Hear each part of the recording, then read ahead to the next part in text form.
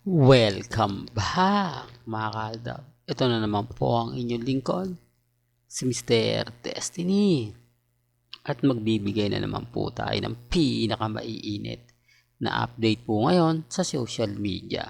Ito yung pinaka-latest mga kaaldab na kung saan na naman po kinagigiliwan na naman po ng mga netizen. Itong latest pictorial ni Alden Richards sa bench mga kaaldab na talagang makikita mo, lalo na nga po kung madalas kang dumaan sa EDSA.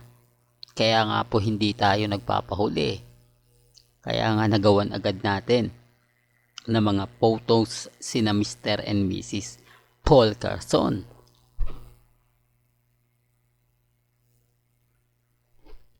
Siyempre marami na naman pong apektado, marami na naman po ang kumbaga galit na galit. Ito lang po mga kaaldab, asan po ngayon si Richard Paul Carson? Asan po ngayon si Maine Paul Carson?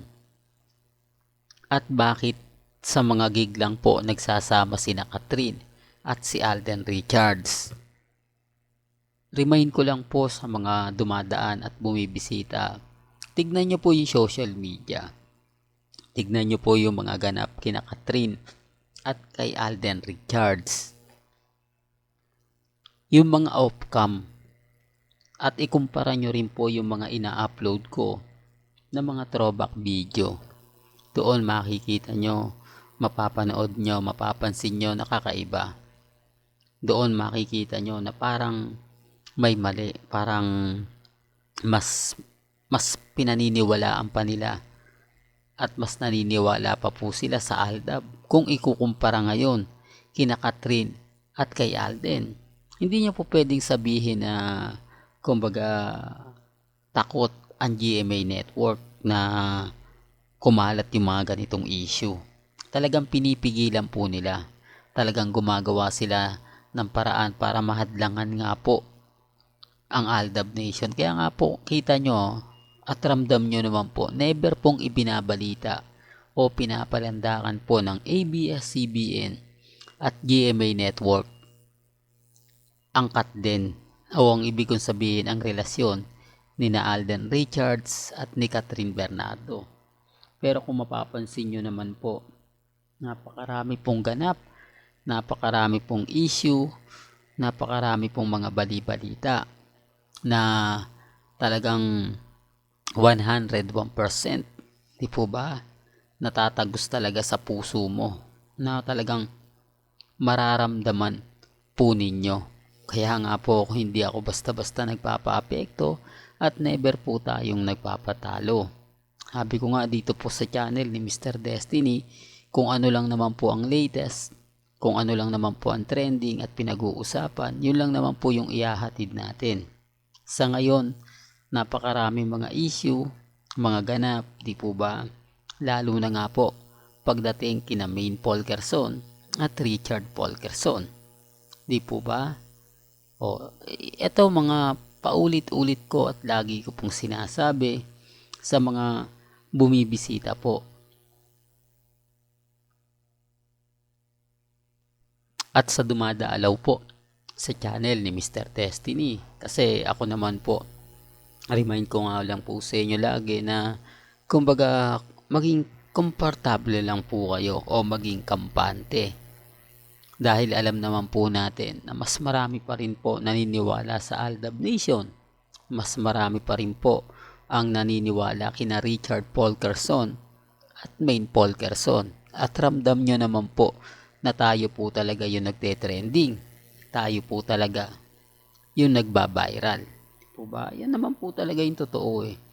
Yan naman po talaga yung patunay na may mga bagay-bagay po na sabi ko nga po sa inyo, dito nyo lang po talaga makikita at mapapanood sa channel ni Mr. Destiny. Kaya yung mga nagpapakalat po ng mga impormasyon, lalo na po kina Alden at kay Maine, okay lang po yan. Kasi alam naman po natin na hindi naman po talaga totoo yung mga kumakalat. Alam naman po natin na pagdating po talaga sa showbiz, kailangan mong gawin yan. Kailangan natin tanggapin na kumbaga walang aminan. Gaya nga po ng sinasabi ng mga ibang artista na kapag kumbaga kahit may asawa ka na, may relasyon ka ng iba, hindi po ba, basta't ayaw ng management, wala kang magagawa. Pag sinabi nilang single ka, mananatili kang single. Hindi po ba? O baka sabihin nyo na naman, fake news na naman yan. Hindi, sinasabi ko lang po yung mga taong may mga relasyon ng mga panahon ni Alden Richards na kumbaga nasa loob din po ng GMA pero hindi po umaamin. Hindi po ba? Gaya nga po ni Megan Yang at ni Miguel, kumbaga ni nasa dulo ng dila natin, mga kaaldab, nakalimutan na natin. Tapos sina Christopher Martin, maraming mga artista na kumbaga inilihim nga yung anak nila, yung karelasyon nila, dahil nga po para nga po sa publish, kumbaga para din daw po sa mga fans. Pero alam naman po natin na lahat naman po yun ay lalabas at lalabas din yung katotohanan. Hindi man ngayon, hindi man bukas. Di po ba? Malay nyo. Kaya nga po hindi ako basta-basta nagpapa-apekto. Hindi tayo basta-basta nagpapatinag. Kung ano man po yung mga nababasa natin, napapanood, napapakinggan, relax lang. Di po ba? Yan naman po yung isa sa kagandahan nyo dito sa channel ni Mr. Destiny, na kung saan naman po talaga makikita ninyo, mapapanood ninyo at mararamdaman naman po talaga ninyo kung gaano nga po ba talaga kalakas ang fandom ng Aldab Nation. Hindi po ba? Taliwas po sa mga sinasabi at mga komento po nila. Sa ngayon mga kaaldab, masaya po ako sa mga kumbaga nababalitaan natin, napapanood natin, nakikita natin. Yun lang naman po yung importante dun eh. Di po ba? Lalo na nga po pagdating sa social media. Kaya relax lang po yung iba. Kampante lang po dahil hindi naman po tayo basta-basta nagpapatinag. Hindi naman tayo basta-basta nagpapa-apekto. Di po ba? Basta ang importante, yung mga nababasa ninyo, nakikita ninyo, kina Catherine at kay Alden, hayaan nyo lang po. Wala naman pong epekto yon sa Aldab Nation. Although maingay lang po talaga kasi pinagpepiestahan po ng mga ibang mga social media, di po ba? Pero ang pinakamaganda naman po rito, hindi siya binabalita at never pong ibinalita na may relasyon sina Catherine at si Alden sa 24 oras o nanliligaw man lang si Alden kay Catherine.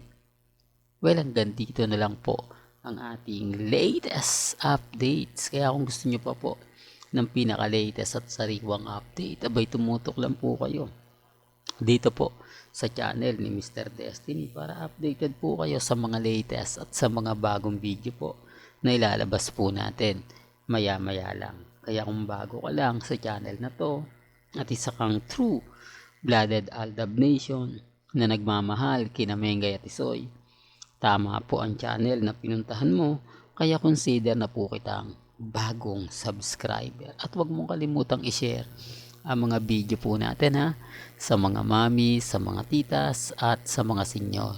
Hanggang sa muli, salamat po sa panonood at pakikinig.